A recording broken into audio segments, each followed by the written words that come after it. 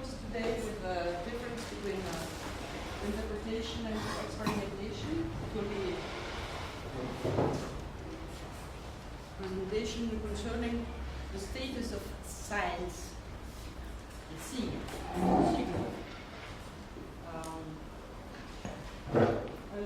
I'm going to present you the results of my work on Deleuze and Guattari. And today we'll be trying to consider what is changed from the old theory of interpretation to a new type of regime of science that Deleuze and Guattari called experimentation.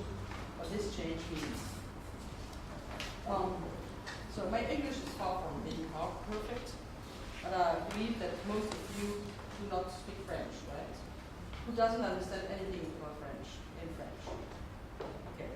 Who is familiar with Deleuze and philosophy? Okay. Right. It's okay. So I'm a philosopher, but I'm also very much dedicated to the question of art and techniques, art and politics. And I believe in such a lugar, in such a place like here, it would be interesting to do something about philosophy and art. And so that's my purpose for today. I asked to have a board because it's easier for me to draw and to do diagrams in order to be clear. And so if we are here in a kind of a platonic space, because I barely see you. Hopefully you don't see me. So if anything seems unclear in my presentation, please let me know, okay? So for me it's okay to be interrupted in order to specify some concepts. I will be talking as a philosopher, but about things that are so interesting that I believe that they should be clear, very much clear for everybody.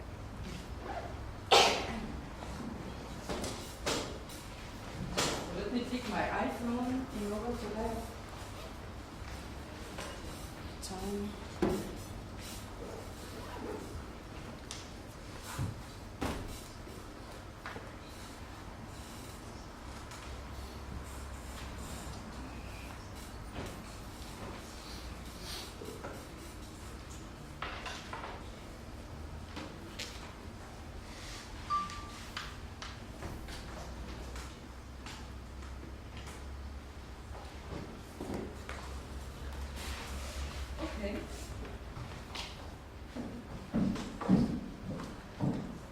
So my point is to draw the line between interpretation and experimentation. And in order to achieve this transformation, I would like to present what I call the first Deleuze, that is the works that Deleuze did before his encounter with Guattari in '69. And so our problem would be to understand what do you see something? Yeah. No. Yeah, you do. Ron? You don't, yeah. So.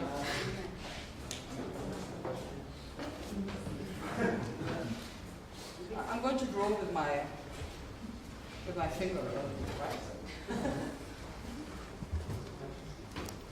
You can see it? No. What color is the worst? Green. It's supposed to be green. I can't see it. Yeah. Okay. Est-ce qu'on peut avoir un peu d'une autre couleur? Because this one is too pale.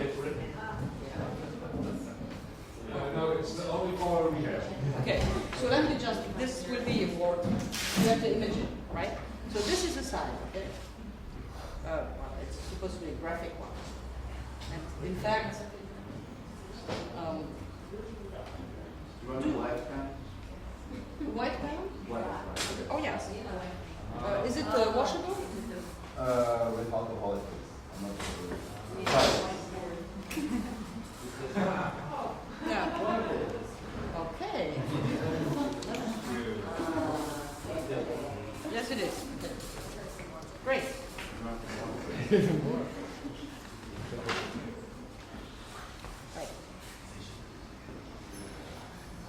So I'm talking about sign, and in fact I'm always talking about signs with an S, because you never have only one sign. As the concept of force, signs always come in a plurality, right? You don't have one sign.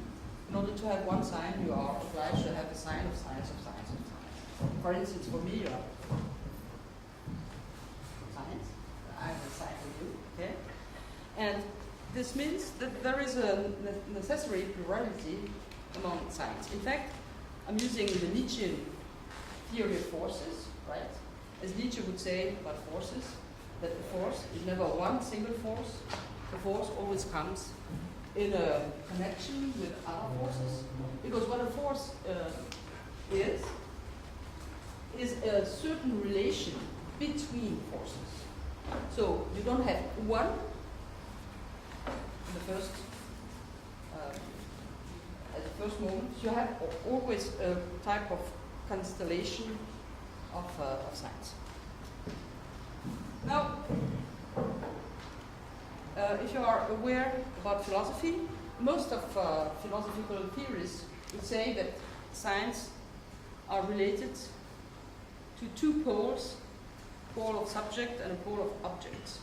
There are a lot of theories arguing that, for instance, a sign could be something that is driven from the material world in order to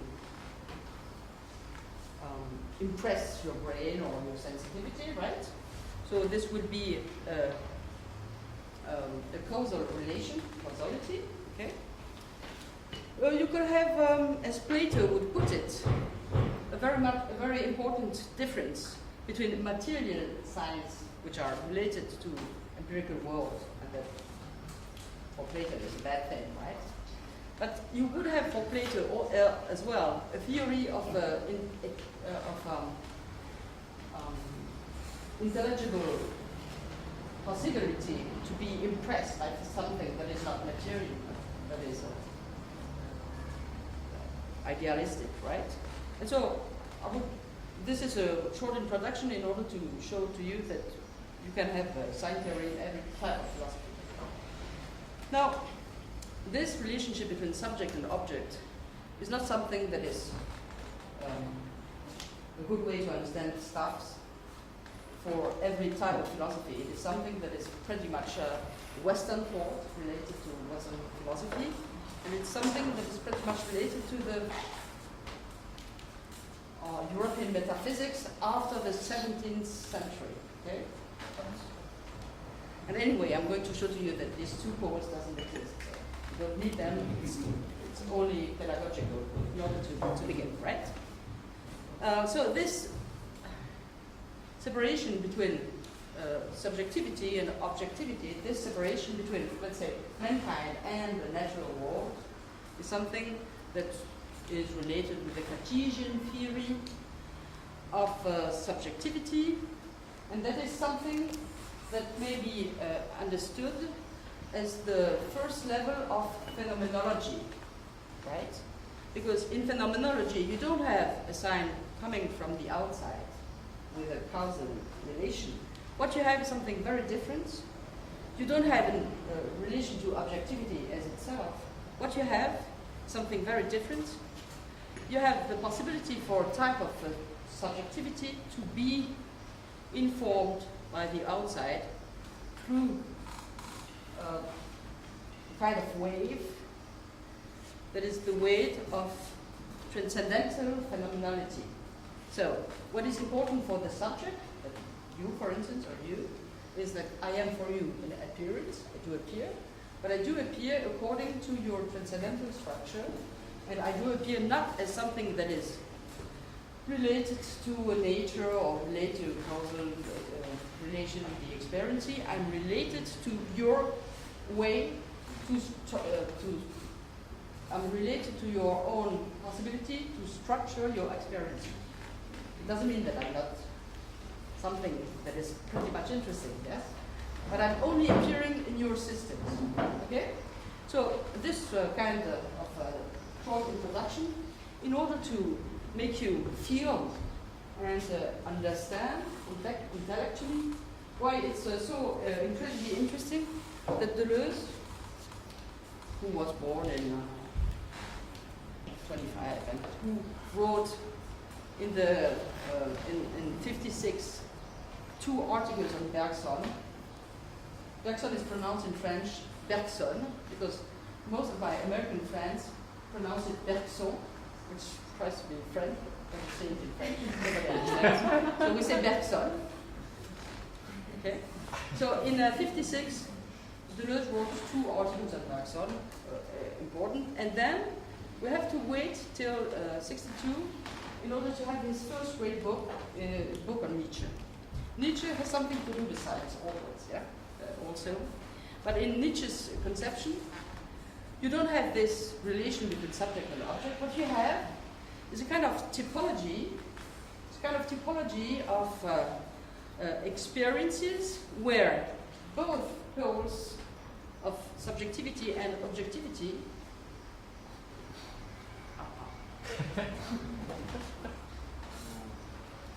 J'espère que j'ai pas ruiné le tableau.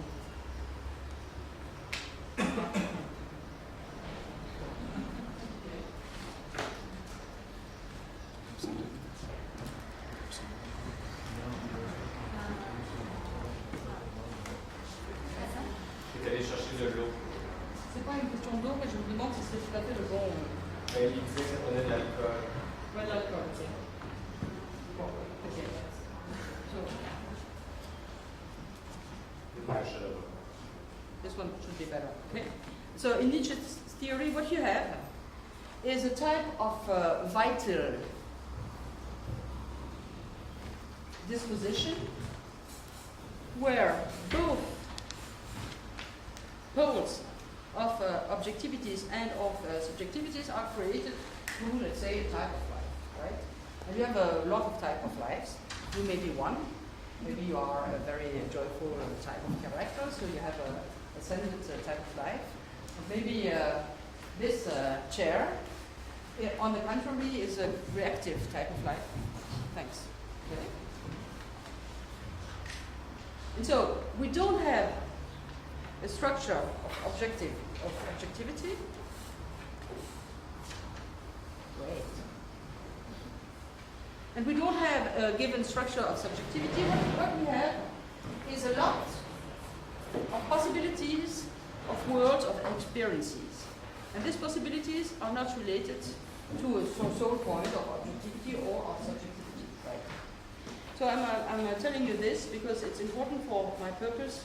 That is in 64, so 2 years after this Nietzsche book, Deleuze made an attempt, very interesting one in philosophy, to write something, made an attempt to write something that should be interesting for literature. Or you could say everybody is capable to deal philosophically with literature. It's not so easy because it's related to a very huge and complicated problem. That is, if you're a philosopher, so you're supposed to be intelligent theoretically, right? And so what is literature for you?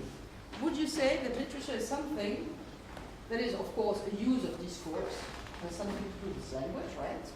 But this use of discourse, shall it be related to a kind of imaginative, fictionary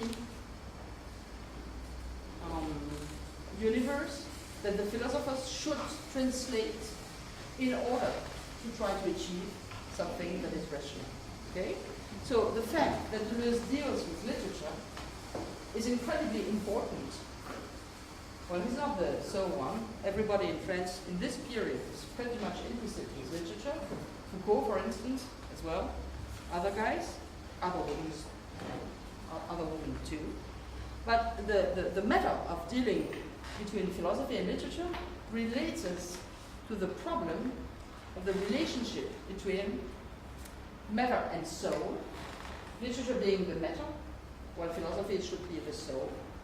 Matter and soul, and so a type of consideration where a sign is supposed to be taken in a way that Deleuze refuses absolutely, where sign, let's say literature, literature is in English with only one L. That is something that we French do not accept easily. So literature is supposed to be an illustrated way to understand reality. So it has to do with illustration, it has to do with matter, and it has to do with imagination, so that in order to be able to do something philosophically about literature, you should translate, this is the main point, you should translate this type of articulation, this type of linguistical proposals to something that should be theoretical, right? So, if you read this Nietzsche book, you will be surprised to see that in this first issue of the volume, because Deleuze wrote three separate versions, you should be surprised to read that in this 64 version, Deleuze says two things. First of all, I don't know, are you familiar with Proust? Anyway, it doesn't. I mean, it's really a brilliant novel, and even if you don't know it, it doesn't matter. There's a very long book about the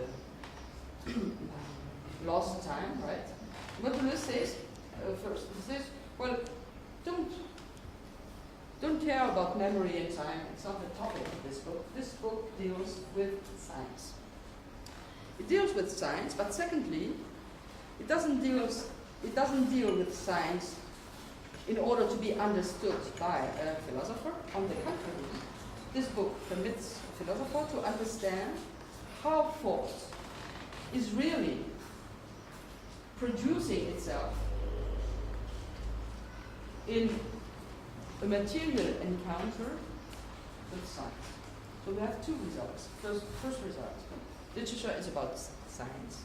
And this particular book, this Proust book, deals with science. But this science do not have a signification that is supposed to be translated into a theoretical, philosophical translation. This way to deal with science is a possibility for us, philosophers, to understand how we think. So literature is telling to philosophy what thought is about. So we have a reverse position where the literature is supposed to be the one that we should listen to in order to understand how we think. And why literature? Because in this particular book, Proust explains in every page that we do not think when we try to be intelligent. We do not think when we have exact answers to given problems. When we have exact answers to given problems, for instance, when I said that Nietzsche is after Kant, and that Kant is the first one to provide us with a transcendental philosophy of experience, it's not false.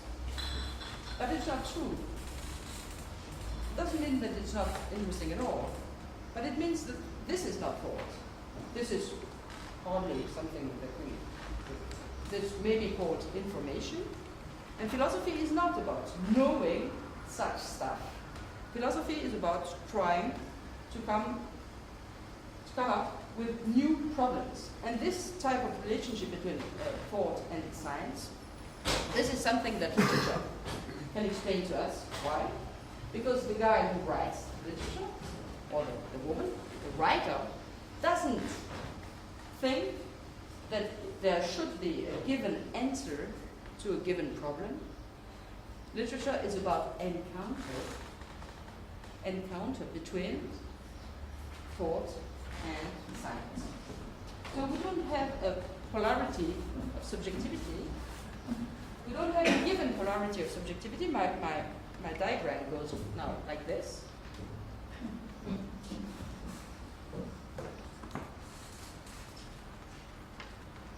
And this is something that we can apply to every type of book. I'm going to explain it to you later. We have type of science, and this type of science are producing constellation that can be constellation of type of objectivities and constellation of ways of subjectivities. So this is the first step. Is it okay? Now, a little complication. In the Proust book, and we could say we could do other analysis about other books. In this particular book, we don't have one world of science. We have four of them. We have a first world of science, so you have to consider that now we have to go to temporality and not only to speciality, and I have four of these diagrams like this. Do you understand? The first world of science that Proust is telling us about is the world of sociality, of the social world. And in this world of social world, because Proust was a snob and he tried to find his way in the aristocratic world where he was not so well introduced, because first of all he was Jew and secondly he wasn't an aristocrat. But he was fascinated by this world.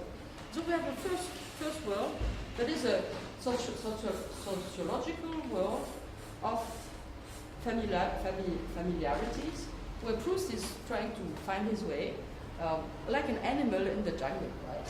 Like you, first day in Lisbon, for those of us who are new here. Like I'm trying to find my path to your brains. Okay? And this is a world of sociological science where we have very sophisticated science, we have language, we have clothing, we have rituals, we have way of, etc. But this is not the only world, that is the main point. We have other worlds. We have another world that is the world of the desire, the world of a loving relationship between the characters of the novel. And this world involves affects, it involves jealousy, it involves every sexual type of relation that we may have. Les uns les autres, one with the others. And so this world of desire is not superposing to the world of sociality. It's not one and two, right? It is another type of worldliness. And this is important because you have a type of objectivity that is bounded with this type of semiotics, using the term of semiotics. But what's the main point is here is that you know that in '64 we have in literature theories a big tendency to understand text in a structural way, de manière structurale, right? So to reduce a book to the system of science that are present first in the linguistic level and secondly in the stylistic level of the book. And I point this out to you because you have to understand that it's very incredible that Deleuze says that this world of science is not merely or solely linguistical. It is not a world of science that is included inside the book. It has a kind of ethology, and it has a kind of relation with an outside. But now we have two outsides, different. We have social world, and you may be not concerned by aristocracy, for instance, but you are concerned with other sociological worlds. Right? You may be concerned by desire, but it's not probably the same desire for everybody. We have these two worlds. So, one, social world.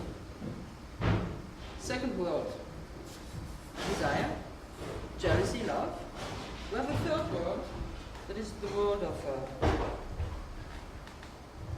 sensible science, signes sensibles. Okay? Signes sensibles? Like that.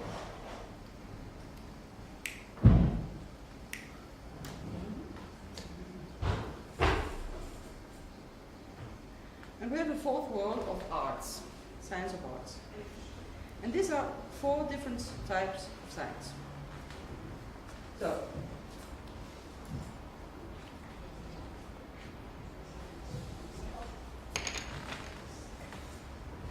yeah, do you have a question? So I'm not understanding if you're talking about the four different types of science or science. Well, yeah, I've got a problem in pronunciation. I cannot differentiate science and science. So I'm talking about science, and if and if I'm going to say something about science, I will let you know. That's sign. I'm talking about sign. So therefore I wrote it, because I know that my pronunciation is bad. Okay? Is it okay? We talk about the signal. Sign.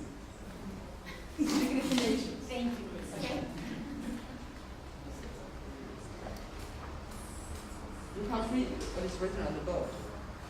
Signal, right? How do you say it in Portuguese? Signais, right? Signais. Okay. Is it okay? So we are talking about signais in literature. We are saying that literature is not supposed to be translated theoretically by philosophers. We are saying that in a book, for instance in this particular book, we have words of signais. Okay? So if you are aware of structuralism, right? You may know that the main topic of this type of theory is to explain that a sign, a signal, a signage, only can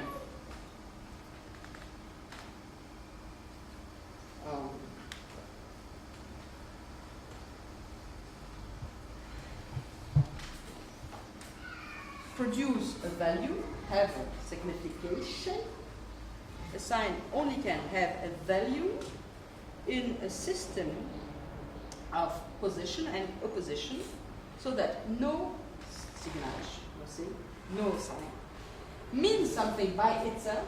It only means something in relation to other pieces of the theory. For instance, the word sign, as I do pronounce it, right, was not comprehensible because of my accent, but now that I do explain it with other pieces of the linguistic material, you do understand it. And it's the fact with every type of science. Signal, signage. And it's very interesting, because if I say sign, the science, you cannot understand it.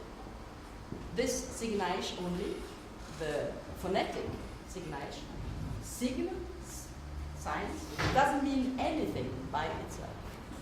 It only means something in relation with other stuff. Okay? Clear?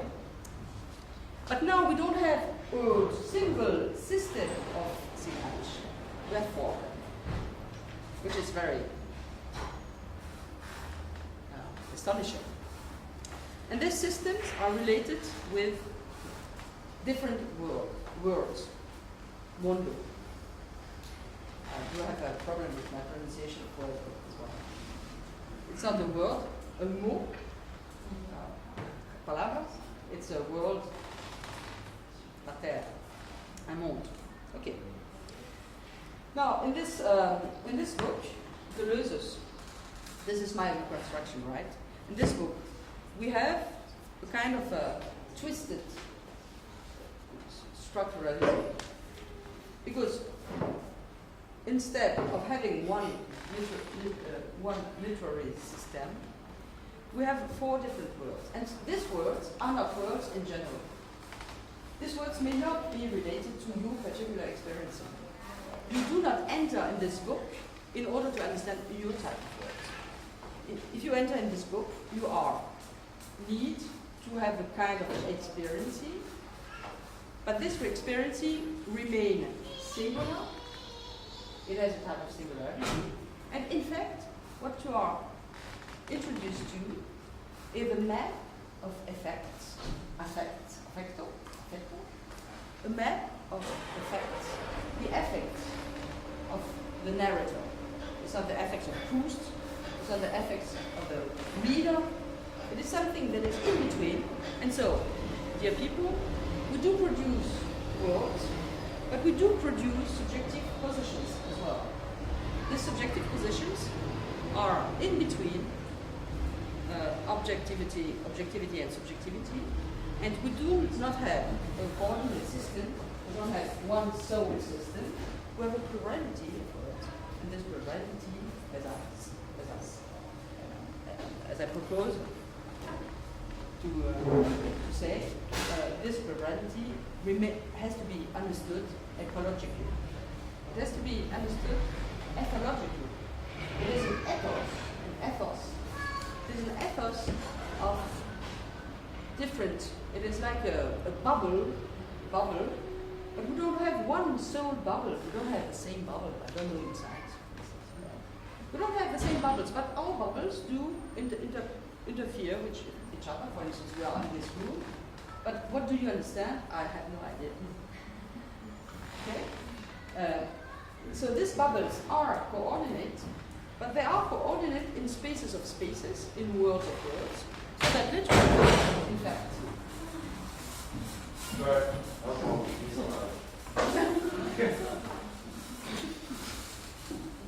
Is it okay?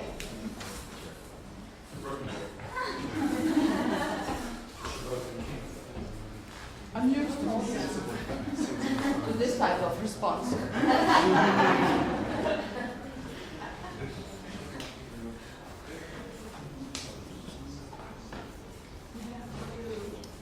Right. So we have these types of bubbles from bubbles and bubbles, and we human beings do have specific bubbles, right? But we have bubbles as other living beings do. We're not the only ones that have bubbles. And in fact, let me introduce you to Simondon's theory. Simondon, which is an important thinker for me. Simondon, do you know his name? Simondon, yeah, of course you're French. And Ron does, obviously. But Simondon, you have to read it. It's going to be published it's going to be translated in English. Okay. And so, as Simondon would put it, this type of objectivity is related to another concept I didn't mention before, very important for my thought, and it's the concept of individuation. It doesn't mean an individual, an individu.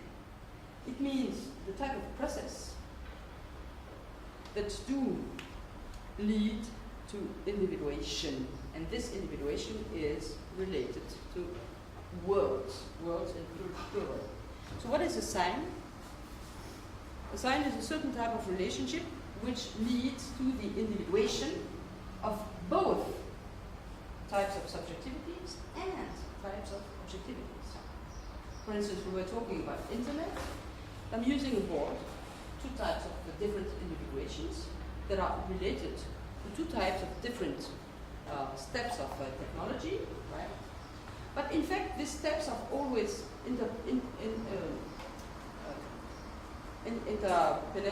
themselves. For instance, we use the old technology of writing in internet as well. Old technology invented 6,000 years before Jesus Christ, right? And this board can be taking through photography and video through internet, and can go to other technologies. So we don't have to think that individuations are only in separate boxes.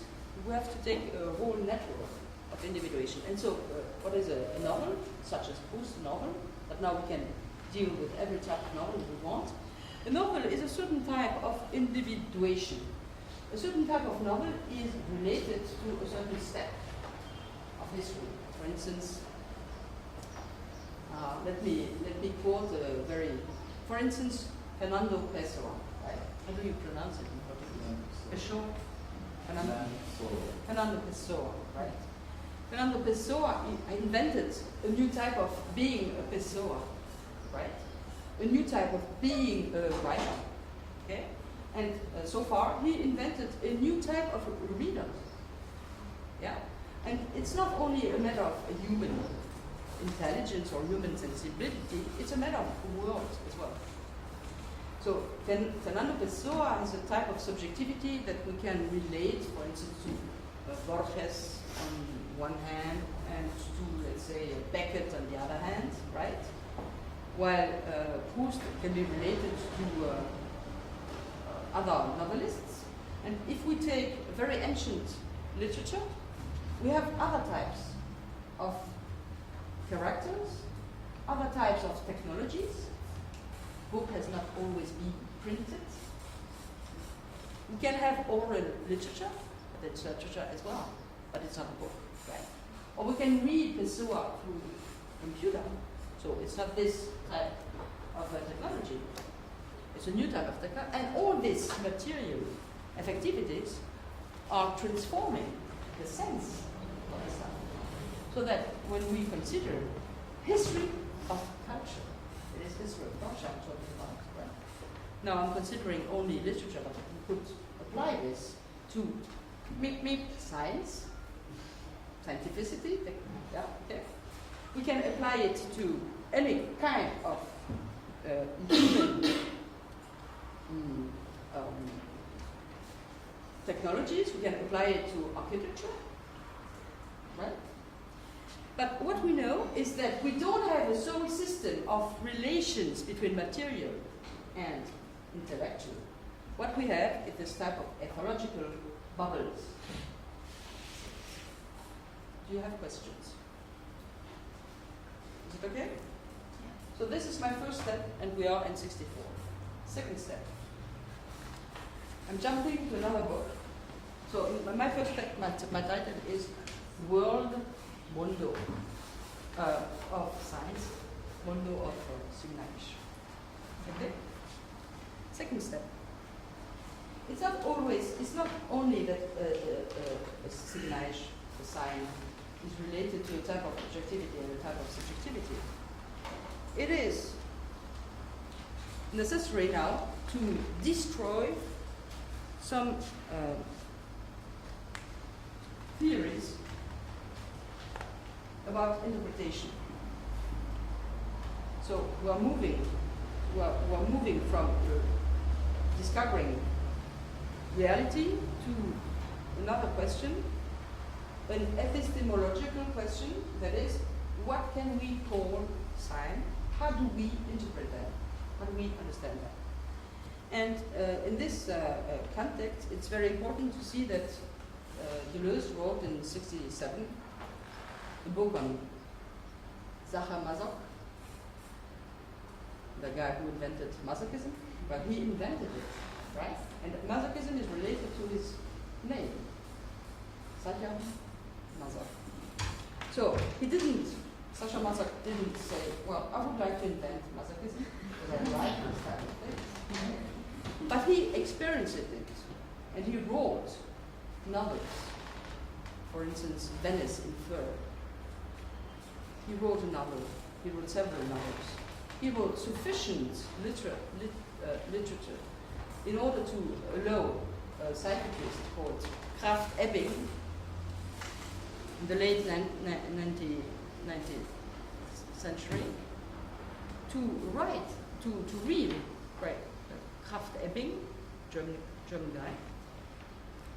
So Sauvagnargues wrote sufficient material in order to allow this psychiatrist to read the stuff, to say, well, I hadn't thought about it, but this is a new symptom. So I have to pick up the name of this inventor, of this novelist, in order to name the complex of the process, in order to name the type of symptoma he is revealing to my psychiatric knowledge. So this is another way that literature can be important, not only to philosophers, but always also to psychiatry and medicine, because in literature you have this type of possibility to be aware of a certain kind of symptomatology, Nietzschean world, because walked through in 1962, so that we have a new definition of what a writer should be. A writer is a symptomatologist. Is a symptomatologist not of the world in general, right? He is the symptomatologist of a certain kind of experience, and this experience is a singular one. It is an experience that can be related to everybody, but that is not a universal one. It is a very specific one. It is another world of Sauvagnargues. It is another world of Sauvagnargues. Right. Now, in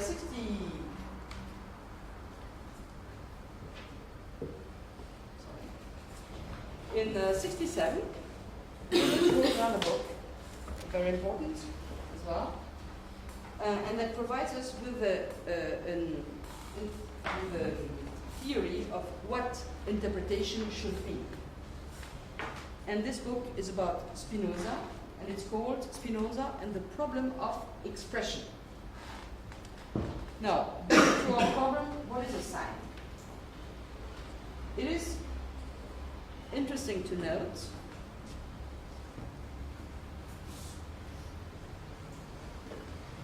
that in Spinoza's ethics, a sign is related and only related to a material situation of your body. And there is not, for Spinoza, signs in general. So if you see something like this in the mud, it's a horseshoe, right? And you are a peasant, you will think of a horse, like a beautiful peasant horse. And if you are a warrior, a soldat, you will think of the horse as something else. So now this sign is producing its type of objectivity and subjectivity, and it's not something that has a one value in general. For Spinoza, this was rather a bad thing, because Spinoza thought that the problematics of imaginary Sauvagnargues is only related to the fact that my body is in relation with other bodies. So body and relations. And Spinoza would prefer us to go back to another type of experience where we do not consider this relation, this bodily relations through imagination. Because what Spinoza thought is, when we do consider a sign like this, we do believe that the sign is standing up for something else. We do believe that a sign is not something that can be experimented, but a sign has to be interpreted, and it has to be interpreted regarding to the body condition of the one who is interpreting it. Okay? For instance, the Bible. If you are a violent guy, and you are very hot. So you are going to see God as a fire. And if you are a melancholic guy, you are going to see God as rain. Only examples, right? So the matter of apparition of God in the material world is related to your body-like condition. So in the first place, Spinoza tried to drive us from imagination to reason, because he thought that a sign has never an analogical meaning something else.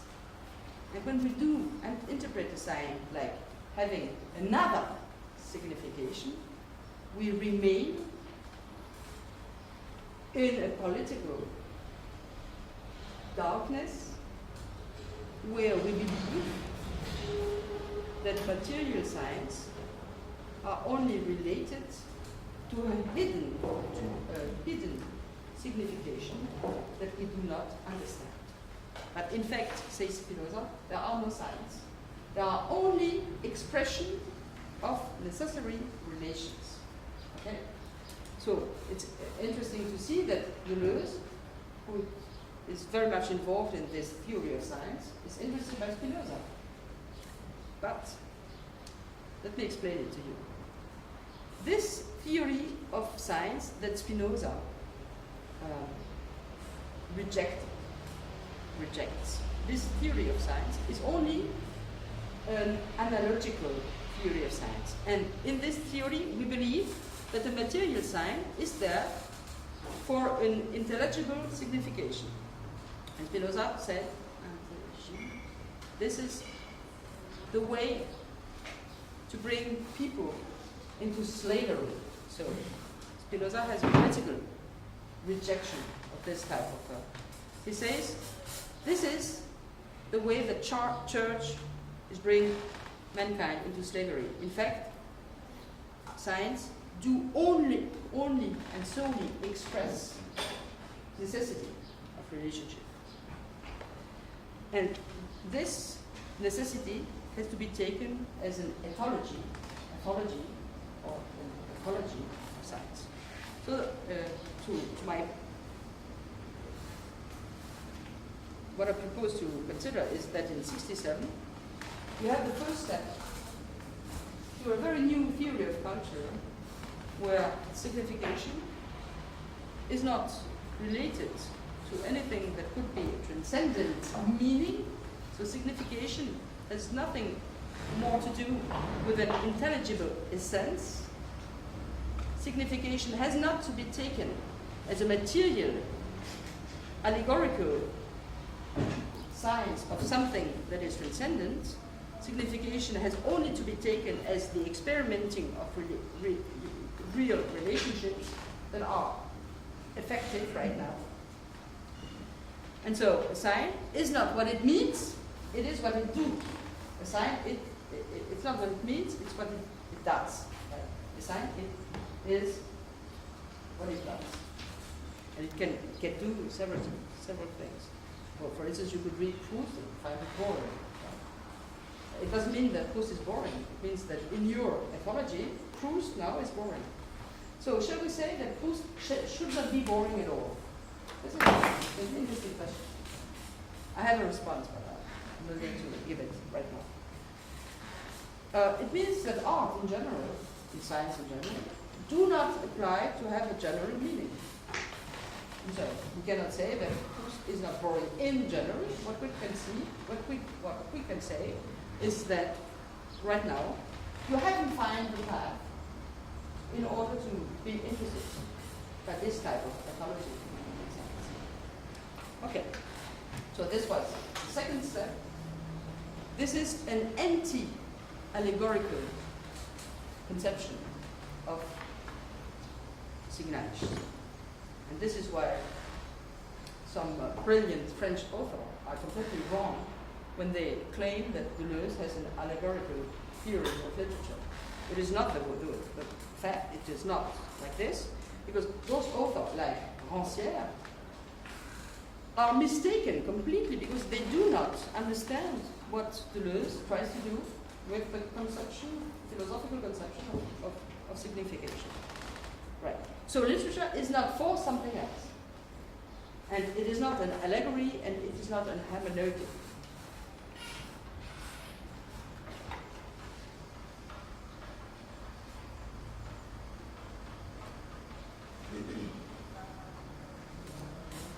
Well, I have 10 minutes left. How much time do I have? 15. 15.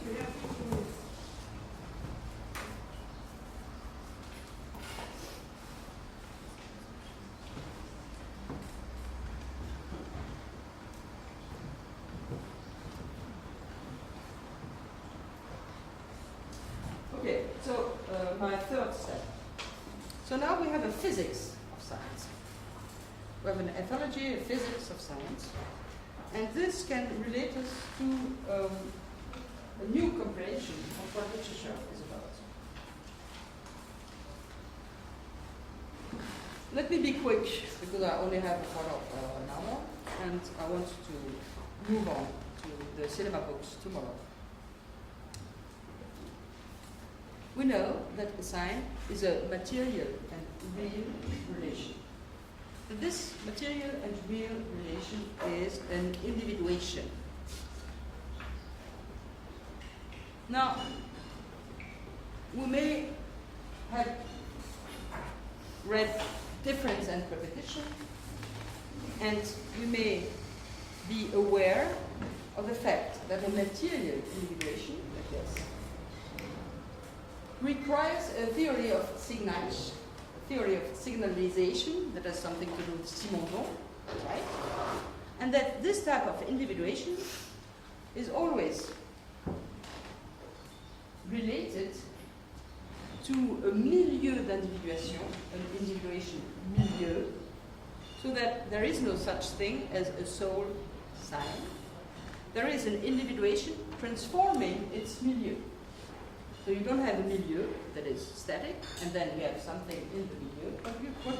But what you have is a process where every type of individuation, for instance, this room has been transformed by speech, right? Maybe it's too hot, but maybe you're interested, and maybe you're boring, so it's very hot and very dark, you're sleeping, or you are interested, etc. So the milieu is transformed by the individuation, as the individuation is related to the milieu. For instance, a city is related to its milieu, and everything in the city is a milieu for the individuations that are taking place in it. And you are transforming your milieu, but you are considering the effects of a given milieu that is about to be transformed by your individuation. Individuation has something to do with actualization of a signage, right? Like this. But now, this signage is not actualized. It is in the past. Where is it? Okay, I can do it once more.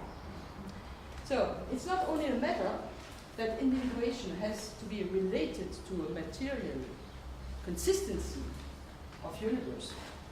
Every individuation has another phase that is not given, but it's important as well.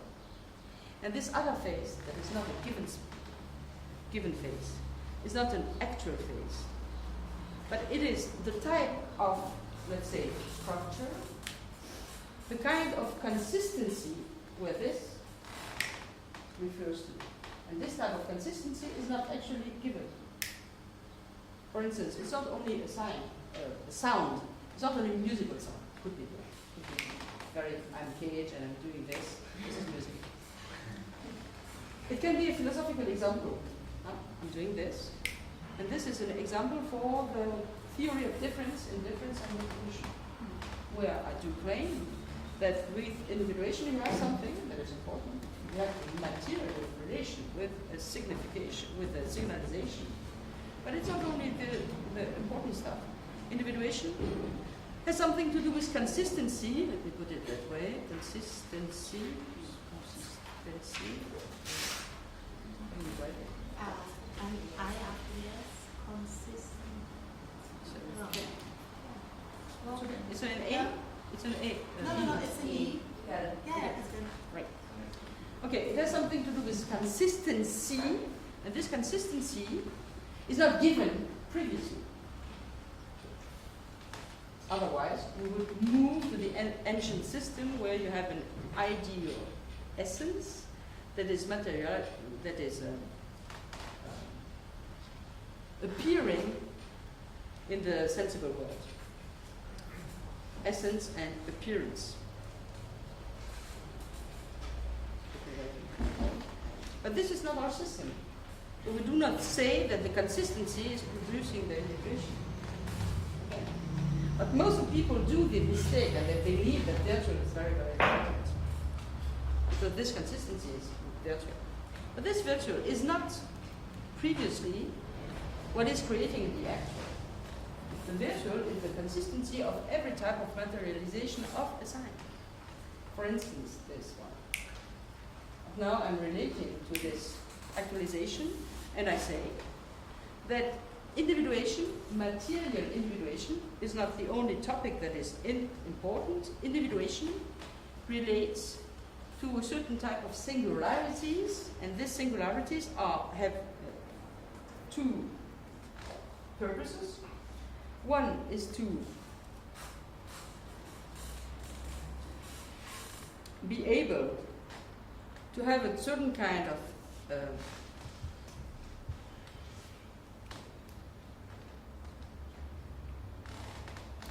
certain kind of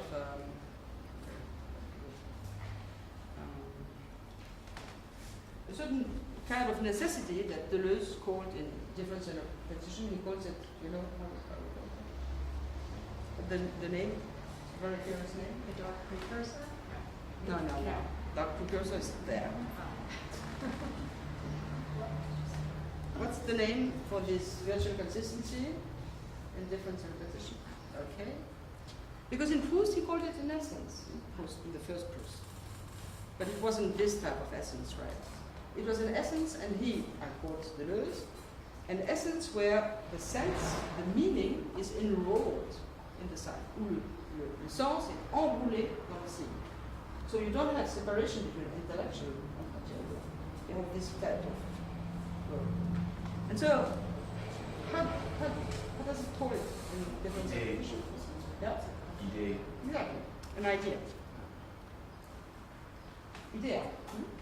But an idea, in a non-Platonic sense, in idea, which is a kind of problem, that is the problem that you are reacting on when you try to think.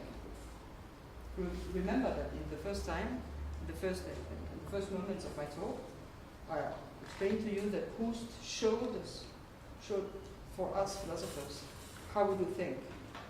We think when suddenly we are under the pressure, under the violence of a certain type of sign, and where this consistency, this idea, that is not an idealistic idea, but that has a possibility to be taken theoretically, this idea is creating, is individuating a certain type of thought. So, the relationship between philosophy and world involves relation between science and thought. And science and thought has to be taken as two types of individuation. For instance, I'm trying to individuate in your brains certain kind of science. Of course, I have to take material network because we are material. But this individuation leads us to theoretical meaning, so that we have an intrication between materiality and thought. And thought is not given as an idea. Thought is given as the try, the attempt, the urge to try to respond to an idea. And this idea is forcing you to the end of your answers. So you do think when suddenly you don't know how to think. You do think when suddenly something urges you to produce the virtual conditions of the type of problematic that were involved by the type of encounter you are doing, and this virtual condition are not given previously for the encounter. It is given in the encounter, but it is not given in the encounter as something that is actual. It is given in the encounter. It is given in the encounter as something that could be the intellectual response to our thought. So this virtual stuff has to be taken as a fold between thoughts and idea. The idea is not a thought, but you try to express the virtual consistency in an individuation of thought. Because individuation are always material. So that it is a very big mistake, and a lot of Deleuze readers believe that virtual is much more interesting than actual. It's rubbish. And most of people believe that we think in the virtual, which is stupidity. We do not think in the virtual. The virtuality, everything is actual, right? But the actual is not everything. That is the point. Everything is given through actualization, but actualization is not the only way that things are real. There is always an ungiven face, une face non donnée, and therefore it is not a phenomenology. It is related to a certain kind of objectivity, It is not phenomenology because this type of individuation creates our subject's position as well as our position of world. This is, in a few words, what transcendental empiricism means. Right? We are transforming the experiencing as well as our transcendental structure. So the transcendental structure is not given in one form, or une fois pour toutes, one for all. Once and for all. Once and for all, thank you. Once and for all. In a certain given structure of subjectivity, no.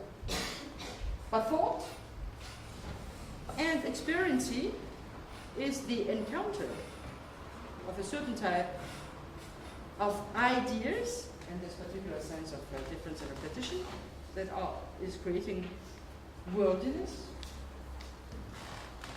not only related to subjectivity, but not given as an empirical field of given data.